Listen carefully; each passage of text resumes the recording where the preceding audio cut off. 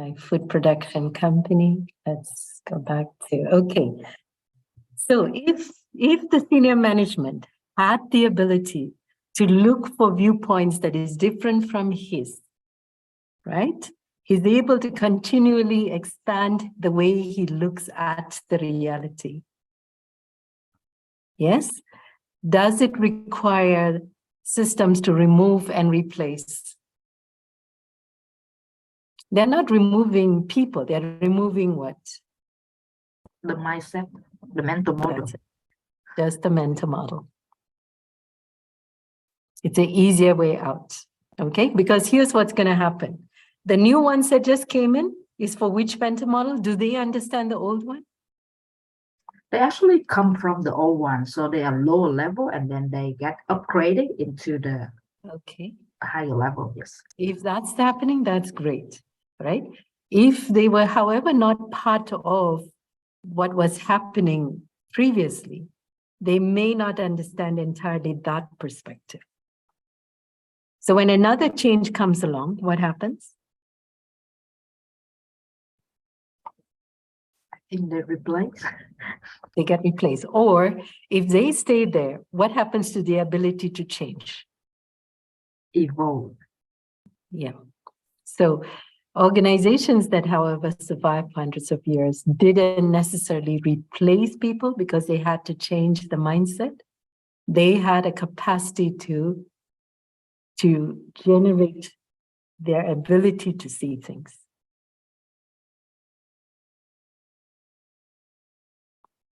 Yeah, thank you. And each one of these three legs have got a supporting set of tools or discipline. So the leg of aspiration is supported by the disciplines of personal mastery and shared vision. The leg of generative conversation is supported or built on by the disciplines of mental model and team learning. And the leg of understanding complexity is built on the discipline of systems thinking. Now, for Jeremiah, maybe this is new, so I'm going to sort of, Luca, you're back, right? You're there, right? I'm not seeing Luca on the screen. There you are. Okay. So each of those disciplines, so here is a bit small, but tell me, do you see 5 columns? Yes. The first column, does it say personal mastery for you? Right? Then mental shared vision, then there's mental models, team learning, and then your system thinking. And if you see in the middle of the table, there is what we call a set of practice tools. And what happens in a training like this on the 5 disciplines or the 5th discipline is that we say, when we understand the use of these tools, when we practice these tools, we're learning to practice to become a learning organization. We're building up those 3 legs for us. All right, so we don't just stand there and say, we knew this, we knew it's not a political campaign. That's not what this is. We then deep dive into each of those tools. And if you look across the 5 columns, you probably see something like what? How many tools? Some of you know the answer. But there's more than 50 tools here, close to 60 tools in this work. Okay, so mental models has got its own set of tools that when we practice it, what does it become for us? We learn to see our frames, but we also learn to look for frames that are different from mine and recognize how that frame is different from mine. And so I use them as an opportunity to learn. Okay, team learning has got its own set of tools. Shared vision has got its own set of tools. So same wise for systems thinking and personal mastery. So when we do a training like this, we take time to understand each of those tools. The more we understand these tools, the better they become at integrating. They now have a way of crisscrossing each other, so to speak, that you're able to move from systems thinking as a discipline into team learning. You're able to go to personal mastery, use mental models in the process, because that ability to move between the 5 is critical. The faster or the better we can do that, the stronger is that organization able to learn.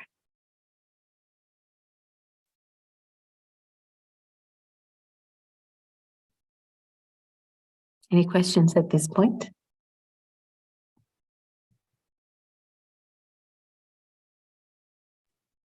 So Sila, like in order for an organization like, or team of people to actually practice, they all need to understand what is system thinking, and they all need to understand the different tools that we use, right? Yes, for all of the 5 disciplines. Team learning, understand the tools. Mentor model, understand the tools. Now, what I've seen the world do is they stopped at the name of the discipline, team learning. We need to do team learning. We need to practice systems. But they didn't get into and get dirty with the tools. It became more like a political statement. You failed because you were not good at shared vision.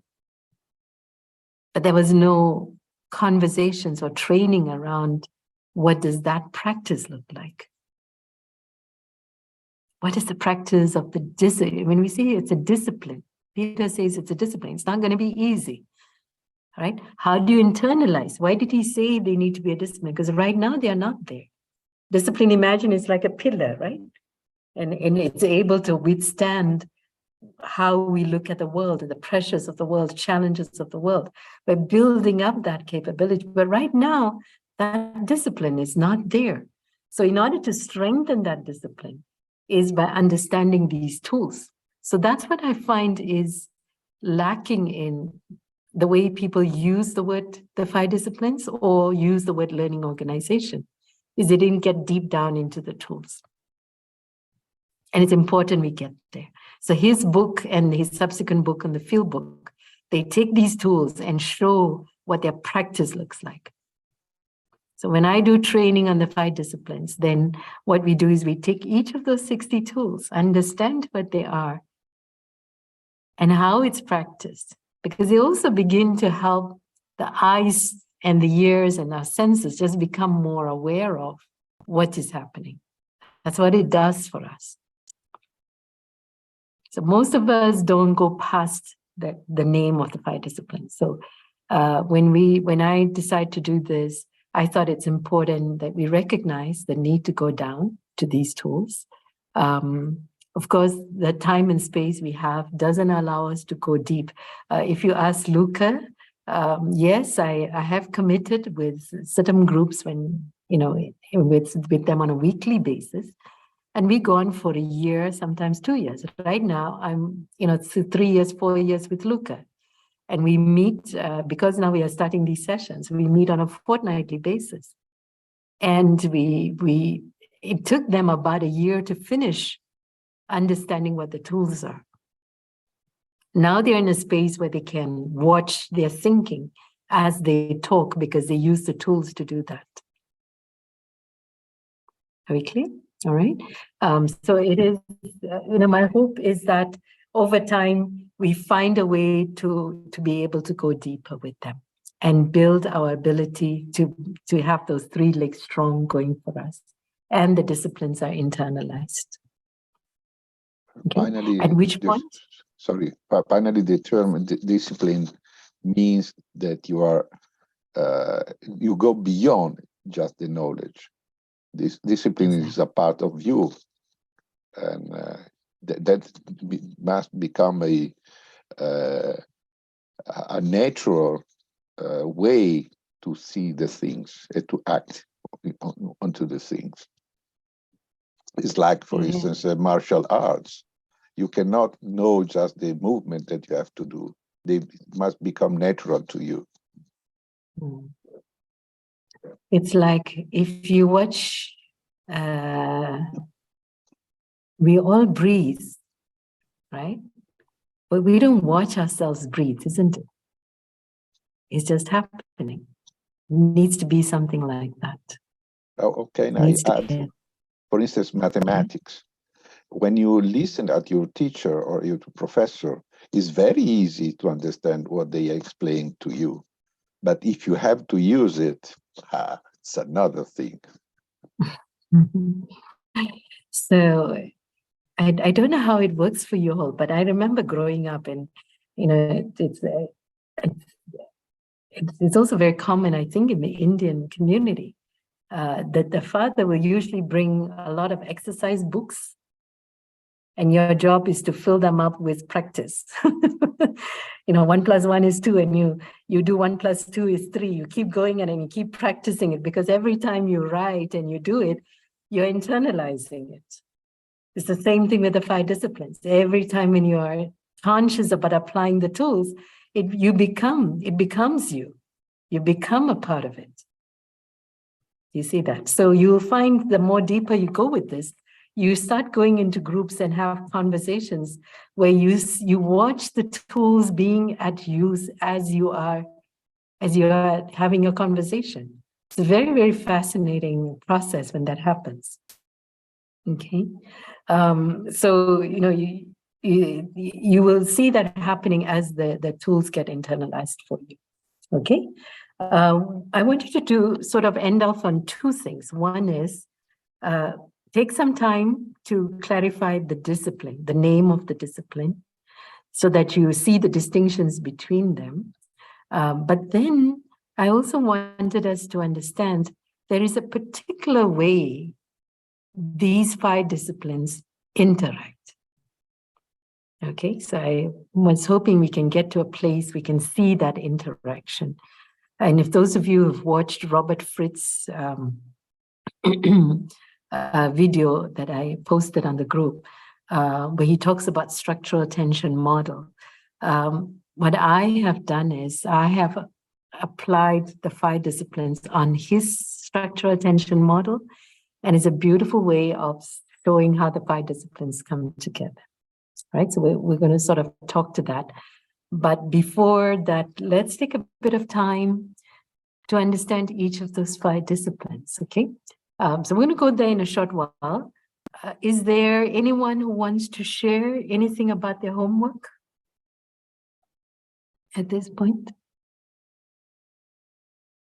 And if you hadn't, there's still time next week. You continue with that homework. Doesn't mean I have moved to the next session, the homework is done. The homework still needs to be done. Okay. Okay. Homework is homework. Okay.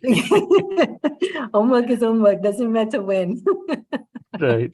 So that now you've had a chance to have another look at the three legs. When you look at these organizations, look for the 3 legs. To what extent did these organizations practice aspiration, generative conversation? Look for them and see if you can notice that in their elaboration as to how did they survive hundreds of years. Okay. All right. So we'll bring it back, and as and when you say, no, I've done it, here's what I've learned, here's what's interesting, here's what is helpful, please share. Okay. But so let's move into the 5 disciplines. All right, we've got personal mastery, shared vision, supports the lake of aspiration. Mental models, team learning supports the lake of generative conversation.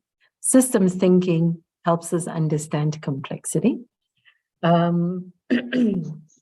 was going to keep about 5-10 minutes for any one of you to share what you think, or what your readings or your research. So this is to get you into the habit of, before you come for the session, you have an outline of what we are going to do.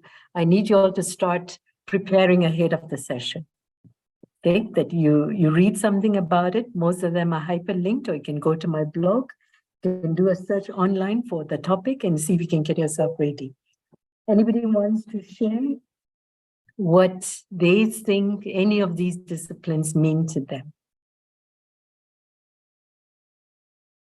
What does mental model mean to you? What do you think team learning means? What is systems thinking? What does it mean? What is mental models? What is shared vision? What is personal mastery?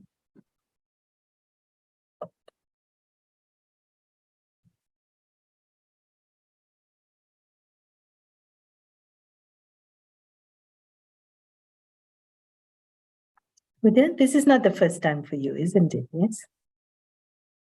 You've seen some of this, haven't you? Yes. Yeah. Okay.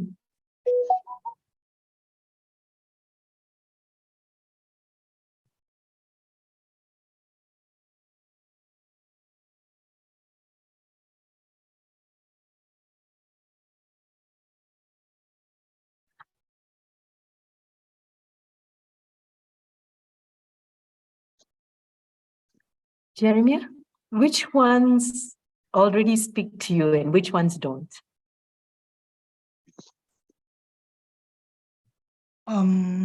Obviously, system thinking already speaks to me since I'm It's- quite familiar with that. Yes, good. Okay. Yeah, and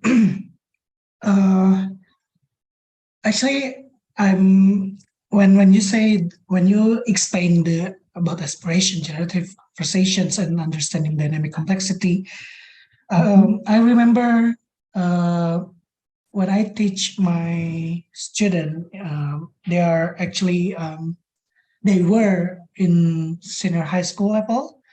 I use and the learning is based on projects, so they do projects, and when they want to do projects, it's always what you can do, and then what is a successful project means to you, and Yes. what is the condition of your surrounding now, so that you can do something in the project to make your surroundings better. So I think Yes. it's a simplification of these three things. When you say, Yeah, aspiration yes. mean, Beautiful. the aspiration is how to look at in the future. Understanding dynamic complexity is how to look your surroundings. I think not only you but your surrounding as well, and maybe you need to do something, generate something, maybe generate conversations here, generate something to make your aspiration come true. Yeah, so I see all these things now as one. As together. Yeah. Uh, So maybe Nice. that's what it means to me now.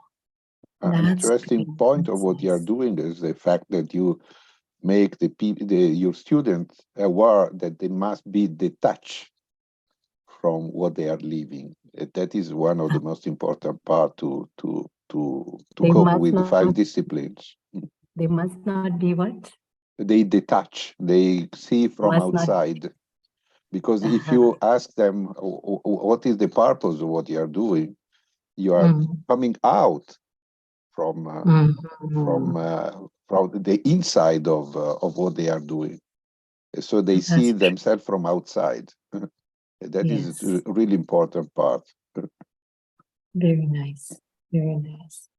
So that you're in it, yet you can stand outside and see how you're in it as well. Right? So you're not leaving that space in order for you to see it. Just a very quick clarification. Generative conversations is not when you come up with solutions. You also need generative conversations to build aspirations. You need generative conversations to understand complexity. Is that okay? So generative conversations don't come after those two. If generative conversations is not happening, personal mastery doesn't become shared vision. Mental models doesn't become systems thinking, right? In a causal structure, it is actually many mental models, but because they are separate from each other, we have not yet connected the dots. So generative conversation is needed also to build up understanding complexity as well as aspirations. Then you find something happening.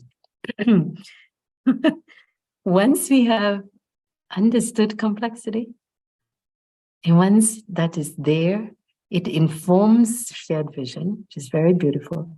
There's actually a silence. I don't know whether it has some meaning yet.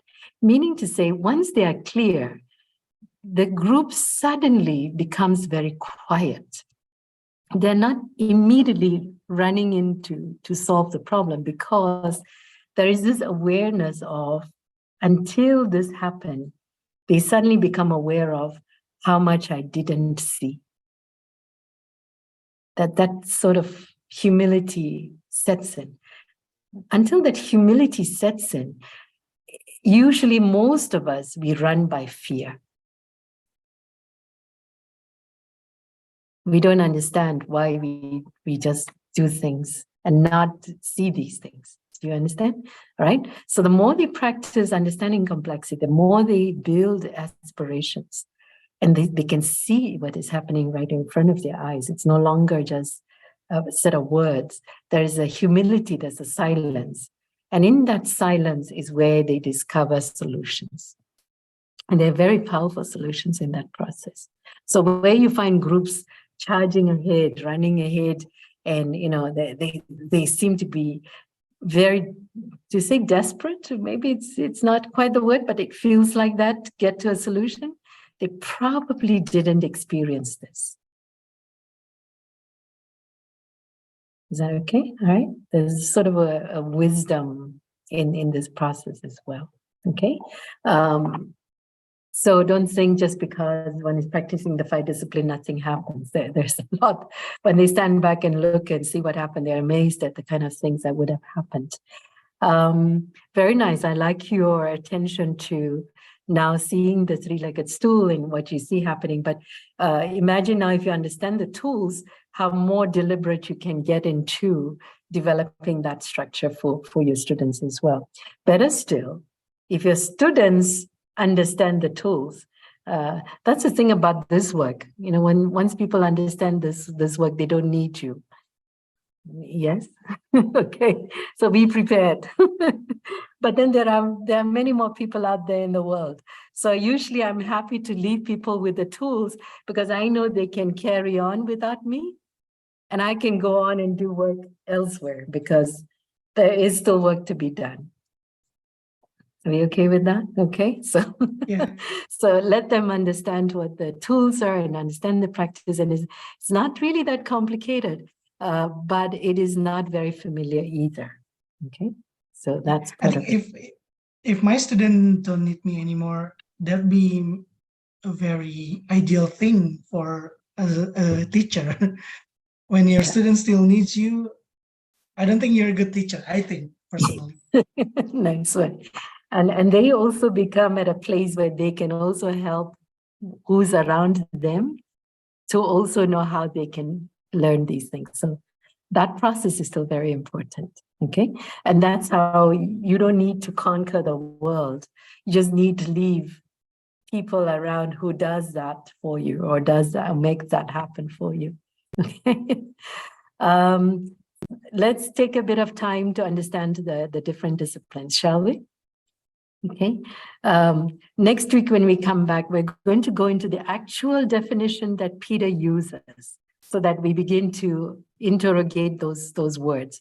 But today, we're not going to go into his definitions, but I'm going to leave you with some generic thinking around what each of these disciplines are. I want you to then go look for the definition Peter uses to define them, as to what is the discipline thing. So I'm going to start off with, let me start off with systems thinking. And today I'm really sort of like explaining it in general terms. So systems thinking works as if you could be seeing the trees, yes, and you're saying, but there is no forest here. There's only this tree. Can you see this tree? Look at the details on the bark, and look at the leaves, and look at the flowers, and look at the roots, right? And when that happens, and somebody says, but here's the tree I'm seeing. But you said your flowers were purple, but mine is white. What do you mean yours is purple? Can't you see it is white? You understand? What's happening here is there is a forest, but each of us are hugging a tree.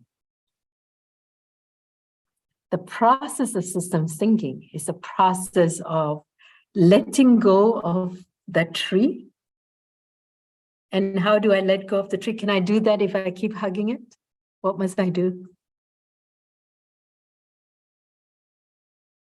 I have Let to go. be willing to let go, isn't it? And then Yeah. as I let go, I find I'm able to step back.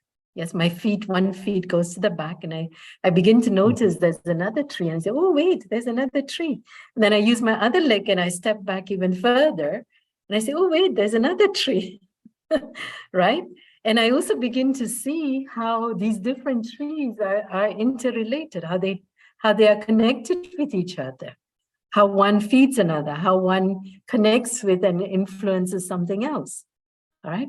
That process of letting go of my tree and stepping back to see the forest is a very simple way of trying to describe what systems thinking does for us.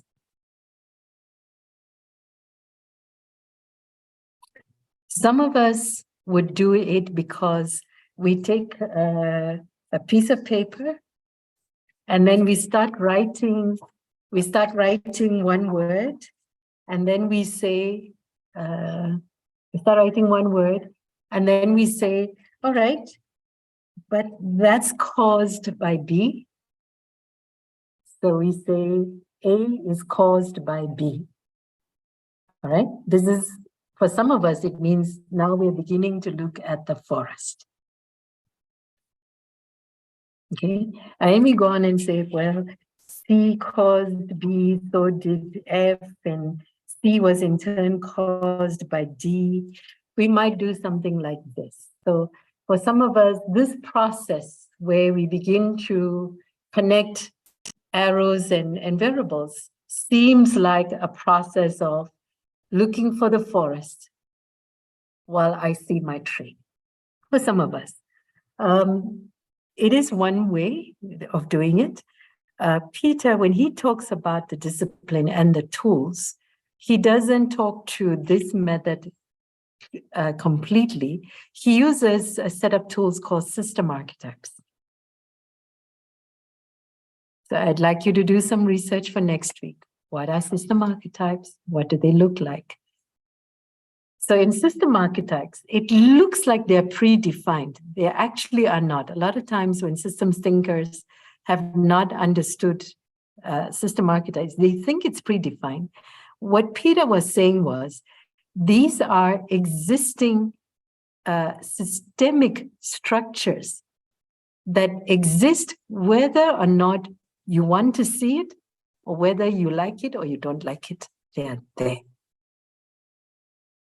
Fixes that backfire. Limits to growth. Shifting the burden. All of these are a set of causality. They exist, which means nobody invented it. Whether or not we like it or we don't want to see it, they just keep doing it, their work. They keep happening. They're not controlled necessarily by any one of us. They exist because we didn't see the forest. And usually when they exist in their negative form,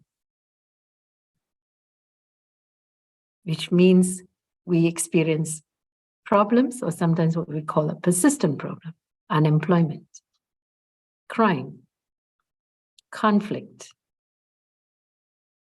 inability to grow, inability to grow GDP, difficulty to reach standards of education that matches the world or to grow with the world.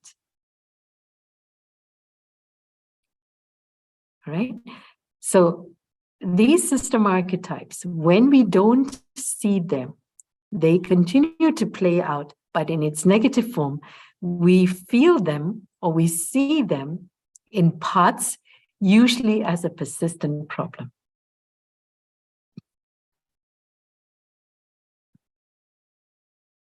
Okay, so some of you have heard about my unemployment case study, yes? And you noticed how when we traced it all the way back to what's even happening as within families, had an impact on. So they're creating children today that are leading them into unemployment tomorrow. And it talked to the reasons as to why this was happening. Okay, all of those were caused by, and you notice I used the onion and I used the system archetypes to uncover them. I use those structures to reveal those causalities. Okay, using what? Using data over time. And this is the beautiful part about the system archetypes, is that you can tell they exist because they leave a pattern, they leave a behavior over time. All of you have seen the graph on inflation. Have I shown that to you for Botswana? Huda, you remember? Jeremy, have I done that with you? What is that, Sheila? About Botswana? Oh, yeah, Botswana's- yes. Jeremy, do you remember this one? Jere, Can you see this? yes. All right. Now, if you I look don't- at, yeah.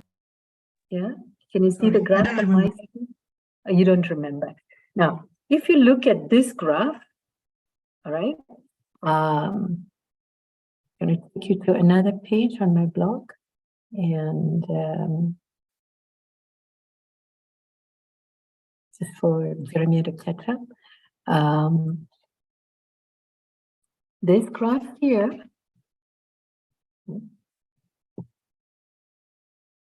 right, for the day we're doing face to face, but there we go. This graph here looks like one of the graphs that you see with Jeremy. How familiar are you with system archetypes? Pardon me? Are you familiar Oh. with system archetypes? I've heard it several times, but not really read anything about it. And you have seen it? Yeah, I think I have seen some. Okay. So what these system archetypes, what Peter and his team has identified is there are 9 to 10 of them that explain most kinds of dynamic complexities. All right. And what the beautiful part about these structures is when they are active, they leave a pattern behind. And so if you look at the pattern I just showed you, it looks similar to the one that you see on the screen in front of you. And most of us will point out this screen looks similar to that picture that we saw for inflation, right? Where it was going up, it was corrected, and it was brought down. So when a systems thinker is familiar with the system archetypes, when they see these patterns, they know which archetype is active. Now, what this begs is that without data, we're just guessing. Yes, Huda? You can only guess its fixes that fail, but you confirm by actually being able to look at the data, which means going to people who have the information and plot them over time. Okay, that's the research part of this discipline. Okay, but what this does is these explain why a problem persists. These underscores the dynamic complexities that we face. So when someone sees inflation moving up and down, despite being corrected the next time, right now the inflation is no longer at 2%, 8%, it's up to 16%. Okay, so these structures talks to why those dynamic complexities happen. So in the way that Peter talks to the fifth discipline, system thinking, he doesn't do free flow mapping.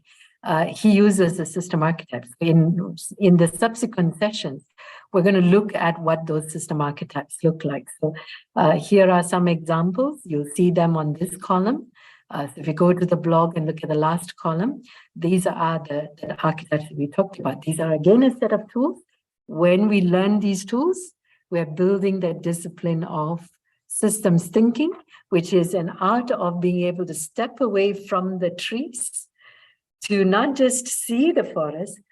You know, a lot of times we don't like the forest because we don't understand. But when we practice systems thinking and when we practice other system archetypes, as we step back to see the forest, we also understand it. And once we understand complexity, can you still say it's complex? Or it has become simple? It's simple now. It's only complex as long as we don't understand it. That's the purpose of the discipline of systems thinking. Okay. I'm going to go into mentor models. Mentor models and team learning are like partners. You do one, you got to pair it with team learning. All right. Just like personal mastery. Personal mastery, who is its partner? Shared vision. You okay with that? Okay. So team learning partners with mentor models. So they go hand in hand. Systems thinking didn't need a partner because it's big in itself. So now, mentor models, team learning. Let's start with the discipline of mentor models, a generic way of understanding mentor models. We will go into the definitions at some in our future sessions, but I want us to do this to take us to a point where we understand what is the purpose of these 5 disciplines. So mentor models, anybody wants to talk to it? How do you understand it?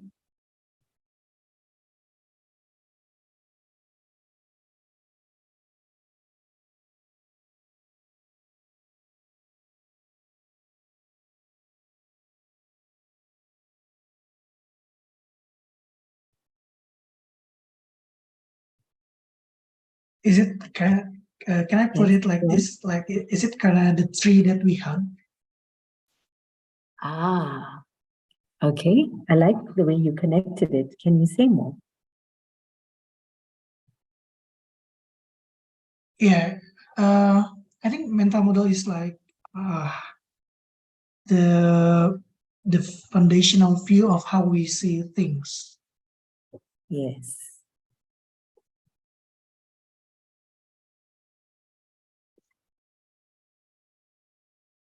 Okay.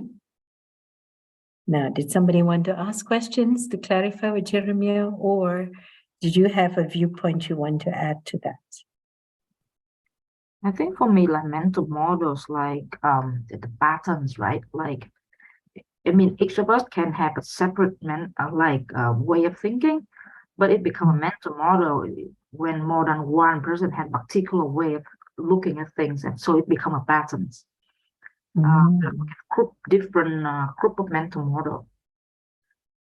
So you're saying mental models exist at a team space rather than at an individual space? Is that where you're going with it? Yes. Yes, and you're not wrong, because a lot of organizations, that's what they do. They operate at a team space and try to brainwash the mentor model, isn't it? Yes. Somehow we can open up our brains and then wash it and then close it and it still works. So we do that at a team space, and that's a common way to look at it. Although when Peter paired the two, the reason why they pair is team learning is where the discipline operates as a group, as a discipline. Mentor model is a self-discipline.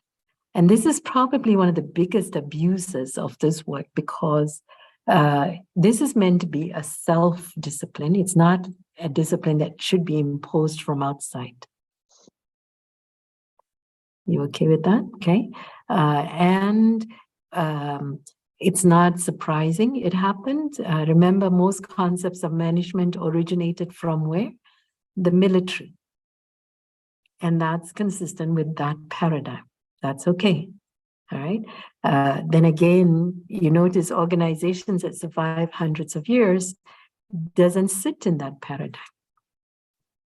It's an antithesis. And so this is one example of that antithesis, where it is a discipline. So usually when I work with people, I don't go in and interrogate somebody's mentor model. I don't. But I give tools that allow someone to make sense of his mentor model. And then if he volunteers to give him. And when he volunteers, it means he's ready to exercise the discipline. When he doesn't volunteer, he's not yet ready to exercise that discipline. That's all it means. And it's okay. All right. And if we don't watch that, this particular discipline can backlash. It can stop the development of learning organization in its track. Okay. So if you look at the way Peter defined helpers of this work, he doesn't talk to coach and mentors. He doesn't do that. He talks about facilitation. Yes, he talks about trainers, but doesn't quite say coach and mentors, because and he doesn't talk to psychologists. He doesn't do that. So, but yet once we understand these tools, we're probably be almost as good as a psychologist, and to be able to make sense of ourselves. Okay. It is a discipline rooted, of course, in the word mindset. Okay. It comes from the same space. And at this point, we can be a bit generic. How does our minds get set? When we were born, were our minds set? Well, actually, we don't know, but but then looking around and noticing how things happen. When we were born, we didn't have, and most people don't have, the mindsets that we have by the time we're in our 10 years and 20 years, 30 years of living. We have assumed certain mindsets. Where do these minds get set? They come from what? Our past experiences, right? So the way your mind is set would not be the same as mine necessarily, because we don't share the same experiences. So we end up, each one of us, then when we come together and when we look at each other or the reality in front of us, we start noticing different things. So it's almost like when I look at the world, because my mind has been shaped and it says the world is red. I go to a country that says that the world is green. What do I say? They are It's wrong. wrong. It's wrong. They are wrong. You're wrong. The world is red. What do you mean the world is Yeah. green? That's right. Does that make sense? Because the Mhm. experiences have been set that way. And the one who is in the country and he says, but the world is green. And he looks at me and he says, which world do you come from? There's no world called red. The world is green. And we end up by saying, which world do you come from? You okay with that? All right. So where does mindsets come from? Comes from my experiences, right? Right. And then even when I face a different reality, it influences the way I see that reality. So what's influencing? Is it what I'm seeing or my beliefs?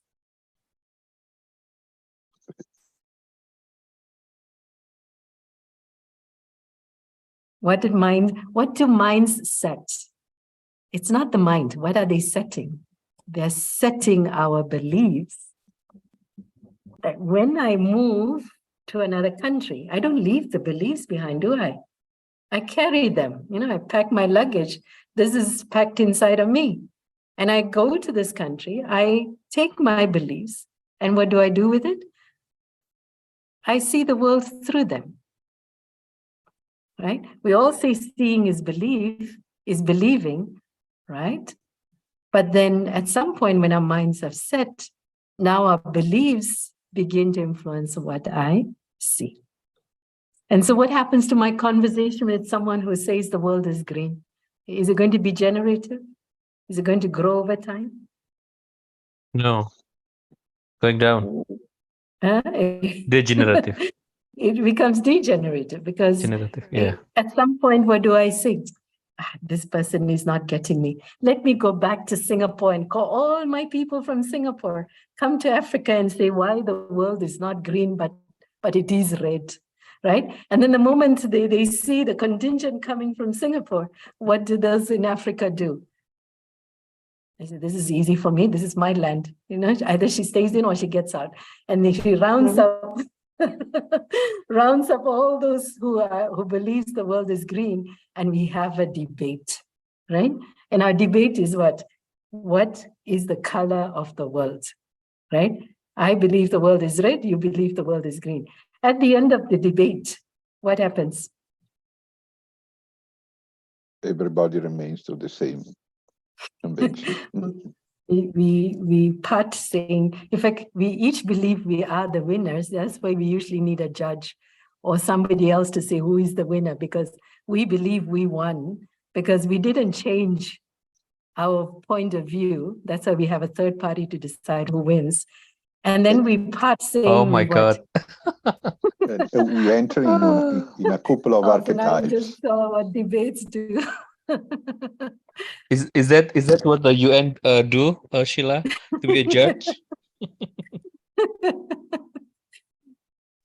Can you see at the I end of actually had a question about a mental model because as you mentioned earlier, right, there can be a group mental model as well that the company try to set up for the reason to quickly replicate like or smooth collaboration between different teams, right? And what I see nowadays, like the individual mental model is actually not that as strong as a group mental model, because for example, I have my own mental model and I have a belief, but when I step into the organization, I see what is wrong and I want to change it. But then I get conflict with the group mental model. Yes. And I think it would be much harder for me to try to carry on the changes. Yes. Ah, nice. You say much harder. So there's something we are afraid of. What are we afraid of? One tree cannot change the whole forest. Okay, Sheila, nice. maybe Yes. she doesn't remind that there are three kind of fears. Yes, true. Very nice. Yeah. Before that, so can you see what's going on there? We are afraid of something, right? If you're not afraid, we'll keep knocking on the doors. We'll keep trying. But often we subsume into the group mentor model because I might be risking my job, might not be able to pay the loan for my house or the mortgage for the car or the mortgage for the house. And so group mentor models is really speaking to my ability to keep doing things outside the organization because of what the job allows me to do. You okay with that? So, yeah. But of course, that's unspoken. We don't talk about it. But anyone who joins the organization, it's an unspoken rule. I don't want to disturb what I need to do outside the organization from the means I get by working in this organization. So we get locked into those group mentor models. Right. Because the more they are, they say majority do what? The majority rules, isn't it? It's the majority who wins, and therefore the resources, and so on and so forth. And it's that fear of being rejected by my wife because I'm being fired by the company because I hold a different mentor model. So Which you fear mean was that? keep knocking and then try to keep doing it. Well, so often a group mentor model happens because there are larger fears outside the organization. What if I lose my job? How am I going to sustain myself? The fears of, maybe homelessness, whatever it is. Okay, so they look at between changing mentor models and being out in the streets, let's not change mentor models. That's fair point, yes. Is that fair? But we don't talk about it. We don't say we are not listening to a different point of view because I'm afraid that if I share a different point of view and I lose my job, I won't be able to pay my mortgage. We don't say that. We just say, well, she or he knows how to spread the butter. He knows on which side of the bread to spread the butter. Or she's politically savvy, right? So Luca, did you hear success to the successful? Yep. Yep, those are conversations that has that archetype being at play. Now, that's often because if we have not internalized these disciplines, the ability for the organization to learn, it is slow and therefore not able to react to what's happening outside. Make sense? If they had the ability to learn, they can absorb differences of views very quickly and make sense of the world. It doesn't mean a different point of view must slow you down. It's that skill to be able to manage those differences of view and to understand them. Okay, so going back to the story of the elephants, once I understand the elephant's point of view, does it make it much easier as a group to know what to do? Because you brought the elephant in the room, we looked at it squarely in the face, and we can understand where the story would go if we do it. So that even if we decide otherwise, we can plot the graphs and know which way the story is going and know exactly what is happening. Thank you, Sheila. Yes. Okay, so there are many layers inside the discipline of mental models, Can much I add, deeper than. can I Yes, add one? please. I would Yeah, like yeah. to add one that is for learning. Many times I've seen in my life, but I guess you experienced the same. We get a mental model when we are in particular different context. I mean, when we enter into a different context, we normally think that there are some implied rules that we give for granted that maybe are not at work. And so we behave in a particular way because we think that in those contexts we must behave in that way. Mm. And that prevents quality, for instance, of team learning. I think for me, from my experience, what I feel is that like when I enter a new organization, I see something wrong with it. My immediate thought is that, wait a minute, I don't have experience, I don't have the expertise as the rest of the people yet.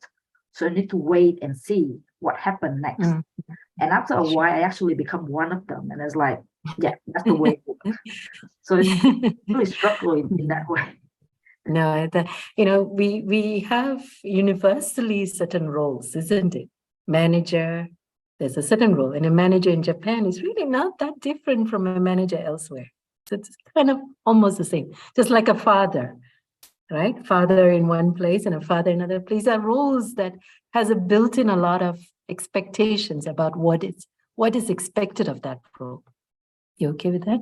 Now, because of that, inevitably, when we are in that role, we assume, because they have stories that have been repeated many times, that when we get into the role, we just sort of wear that shoe and we fit in. Sometimes we learn, sometimes we don't learn. That happens too. Okay. Now, two things can happen. We can get into it and not know all of this is happening, or we get into it knowing that this is happening.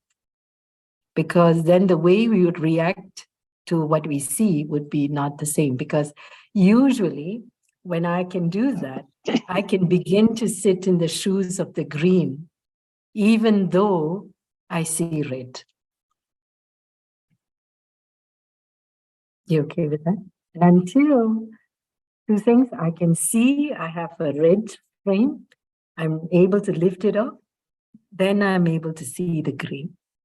But for me to lift the red, I must be willing to acknowledge it's not the world is red, but the frame I'm using to look at the world is red, which is different from the world is red. The process of recognizing that there is a frame and that the frame is red is influencing me to see the world as red. That process is what we mean by the discipline of mental models. Until I have that discipline, how do I see the world? The world is red. That's a very interesting way to actually look at it. Thank you. So the process of the discipline of mental models is I begin to recognize I have a frame. I'm looking at the world through that frame, which is why the world is red, which then makes sense why somebody else say that the world is green. You understand? Then I become curious. Oh, okay, when you say it's green, help me see what's through your frame. But I can't do that as long as I hold on to my red ones. I must be willing to set it aside, isn't it? But I don't throw it away because it is the learning for somebody else. That frame existed because the reality had those experiences. So that's the process of generative conversations. Once I have a way of seeing what's my frame and how the frame influences the way I look at the world, that's why I'm hugging my tree, because it's usually couched in fear. That's when I'm beginning to be able to do two things. One is step back, see the forest, but then I can also step back and see possibilities. Do you know what possibilities mean? An alternative future.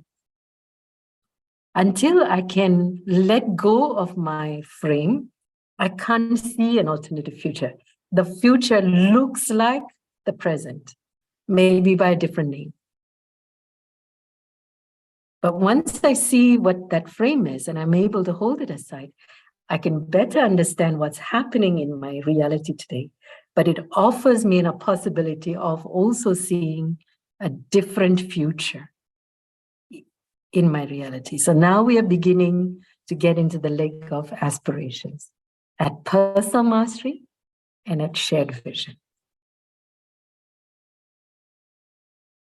Now, if you listen to the 5 disciplines the way I described, is it clear cut that mental model starts here, stops there? Or can you see how they interplay with each other?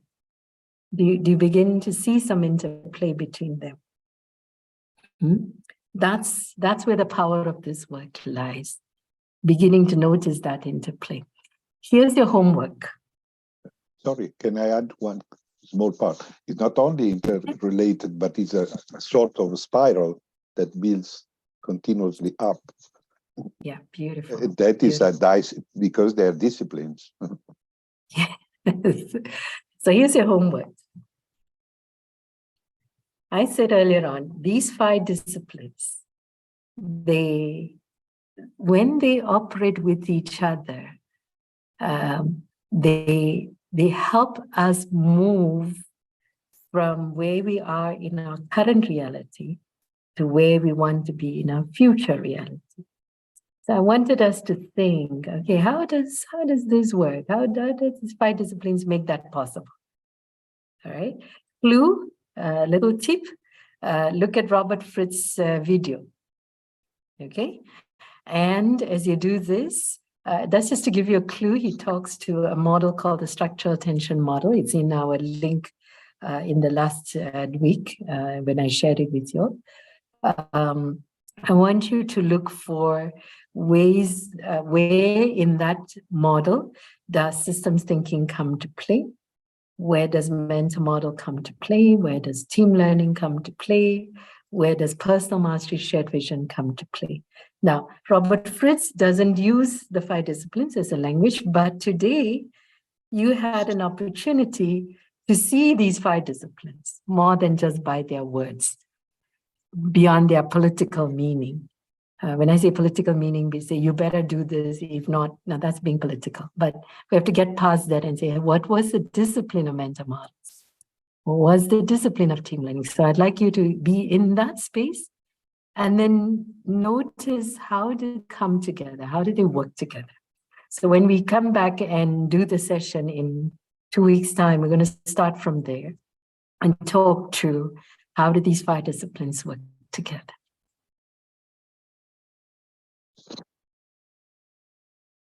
Any questions? Are there things in the group chat that I haven't looked at that needs my attention? Yes, I want to check my understanding.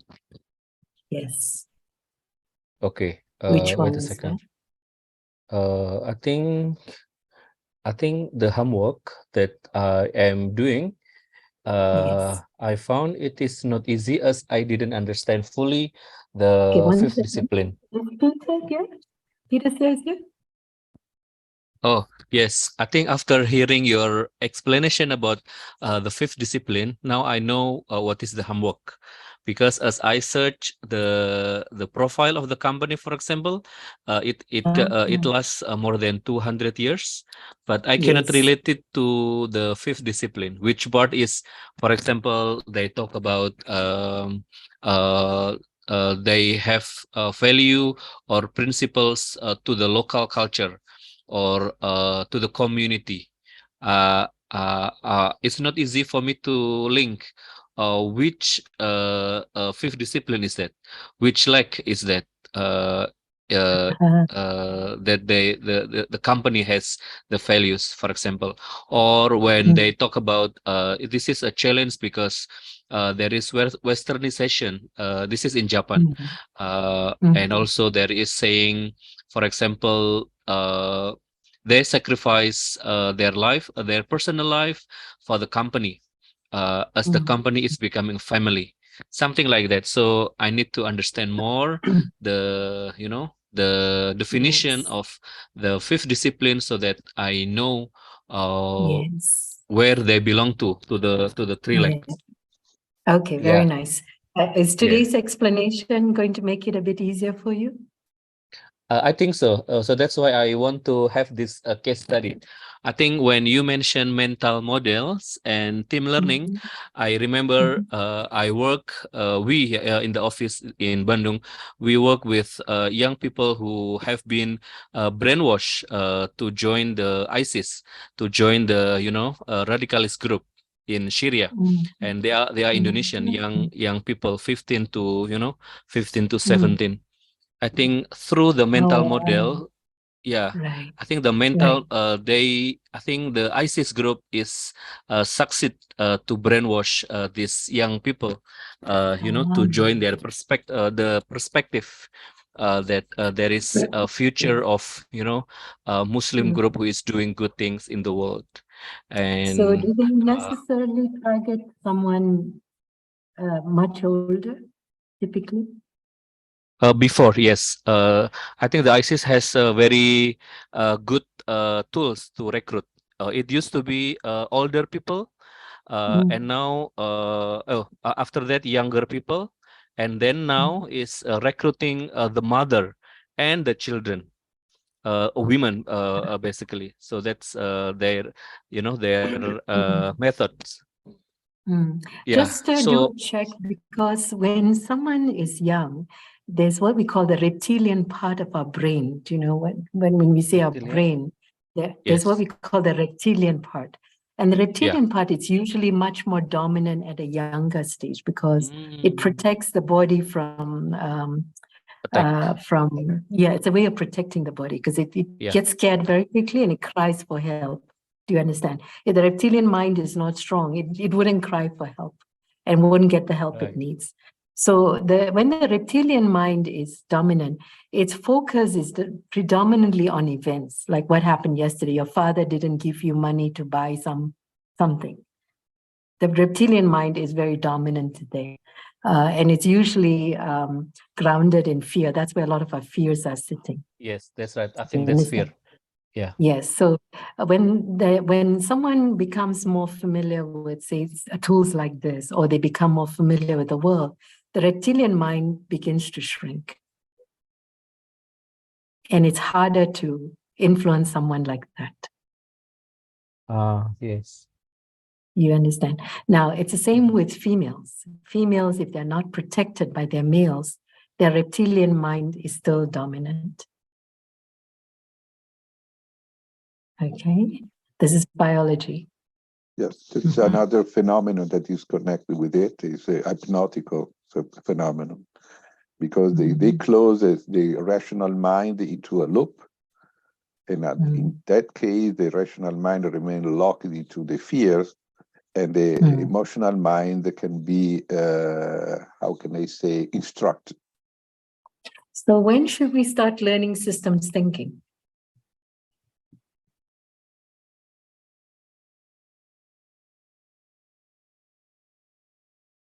When can we start learning? Because there is something about systems thinking. As we build that discipline, the reptilian mind begins to get smart. Do you understand? Okay, Mhm. so if you notice, some parts of the world have actively gone into schools to integrate systems thinking more actively within the school system. It's one way it supports that development for the child.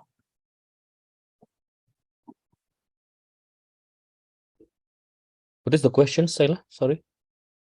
No, I'm just saying, so my question was, when should we start systems thinking? When should we start learning systems thinking? When you are a kid. Mm. In my family, we Yeah. have a very nice, how can I say, playing at the end of a dinner. When we were all around the table, we normally discuss about many different things, creating diversion from the starting point. And we create so many diversion that at the end of the dinner was funny to rescue back the road that brought us in a particular topic, and what was the starting point when we started the and discussion. it has gone somewhere else. But then what it does is it helps the mind to become expansive or Yeah. curious, or wants to go and learn about them or figure out what's going on. So families can be a beautiful space where then such conversations happen. It allows that. So it's not about ruling by rules, right? But learning by understanding.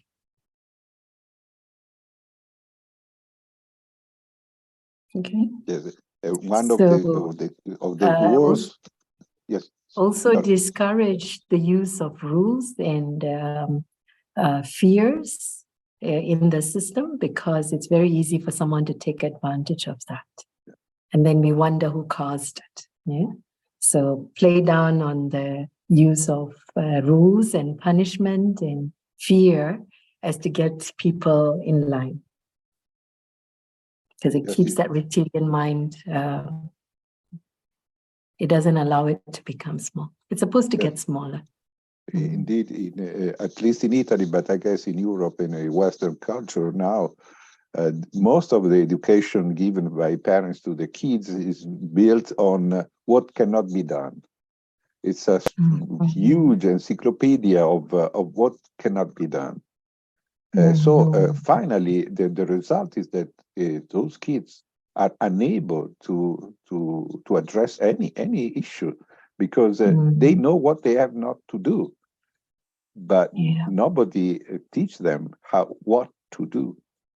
What do they want exactly? Yeah, that's true. I have a question. Sorry for especially when countries are trying to catch up too quickly. Sometimes they take. If you look at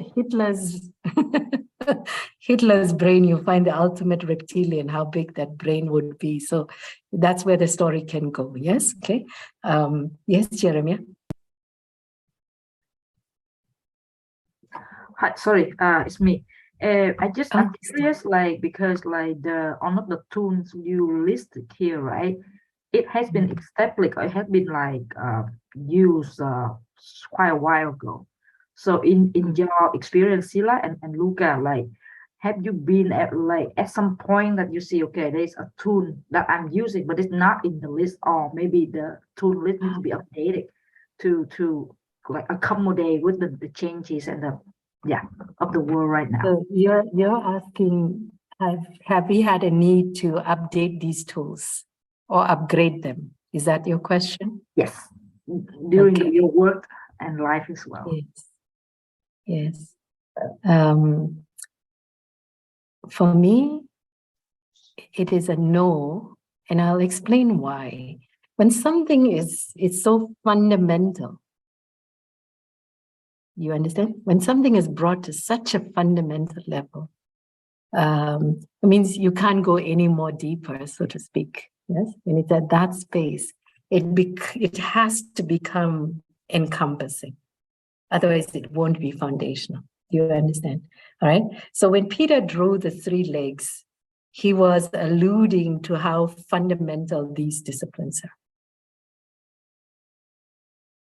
You get me? On top, you may put anything else.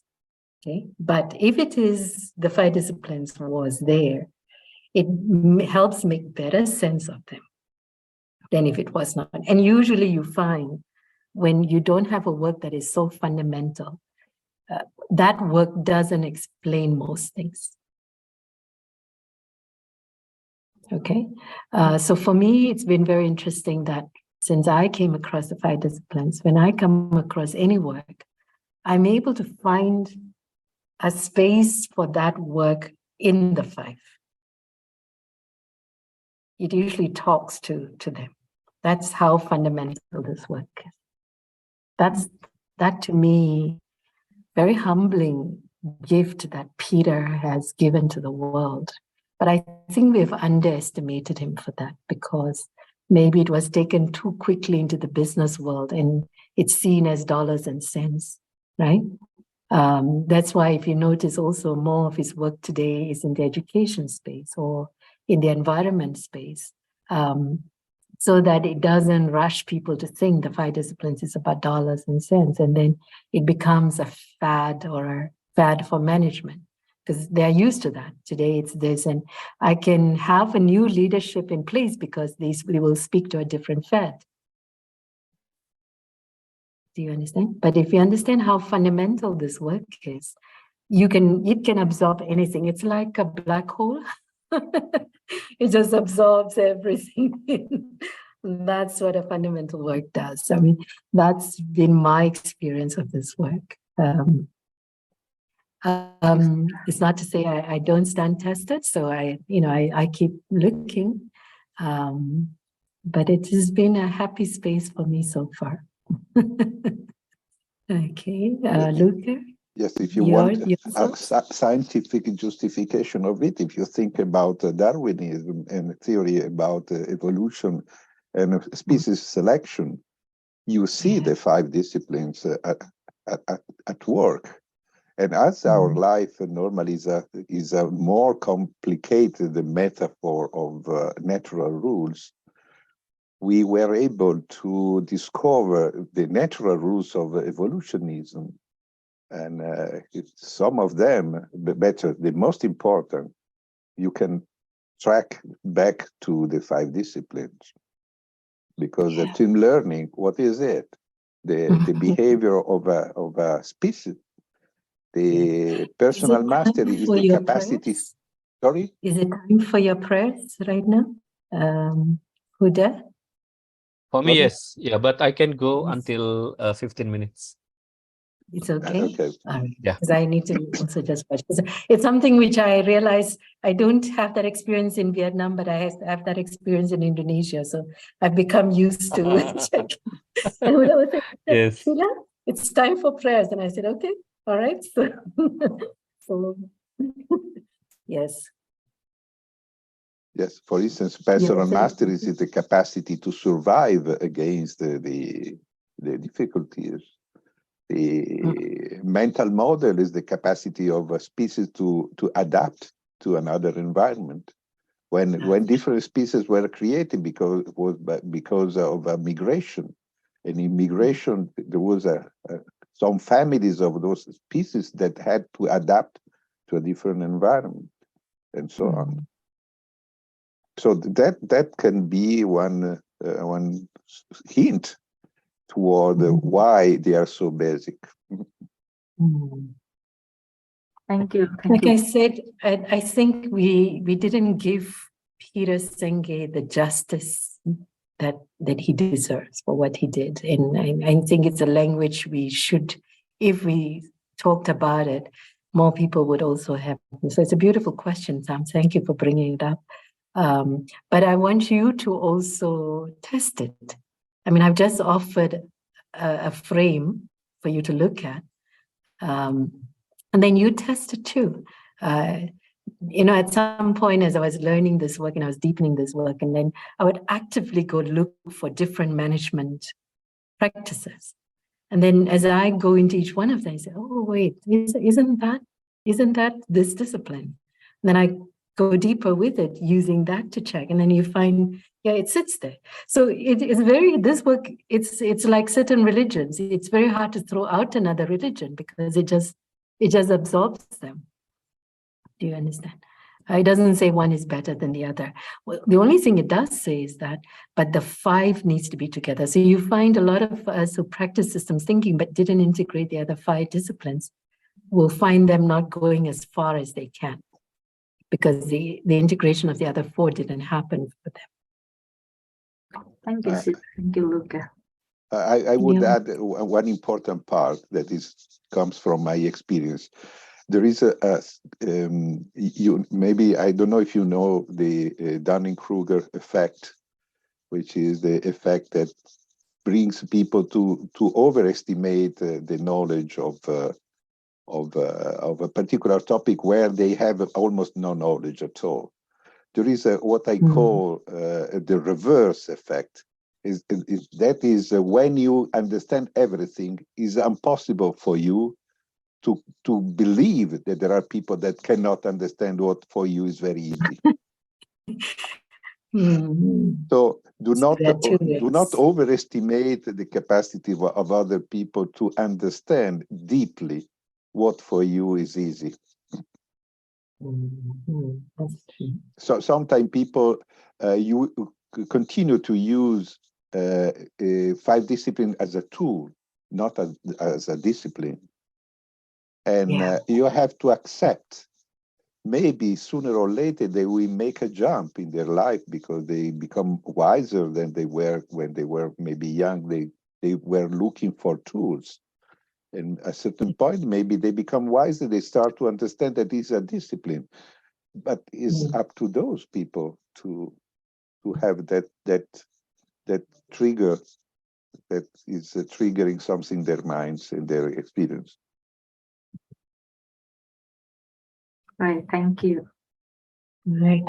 So today's session was, last week we were getting ourselves into what this work is. We saw a framework. Yes. Now we took that framework and take it down to the 5 disciplines. Okay. Next week we'll continue, but I'm going to start off with, I'll do a bit more work on personal mastery and shared vision. So please remind me on personal mastery and shared vision so that it's also clarified a bit. And one of the first disciplines I go into is systems thinking. So I would like you all to look at all the tools and then begin to specifically look at systems thinking and go deeper with that. So that's the space we're going into in the next session. Okay. So explore that. Jeremiah, do you want to say anything? Are y'all getting too hungry? Sorry, can I add one thought that came me in the last minutes? Have you ever heard about the 5 blind people that are touching an elephant? You know it? We learn it now, yes. Yes, never forget. I now reverse the metaphor. Never forget that everybody see you like that elephant. What they touch of you, they think you are. They do not perceive that you are a full elephant. So someone who touches us is seeing a side of us. Yeah. And we get frustrated because they may not see the other side. So that's very nice. That's a beautiful one. It's not something we think of it that way. I like that. It's beautiful. All right, let's draw a hard stop here. If anybody still wants to be around and continue to ask questions, let's do that. We went a little bit over. It started a bit late and some disruptions. And then you know what's coming up in the next session. But otherwise, have a nice week ahead of you. And I'll see you in 2 weeks' time. Thank you.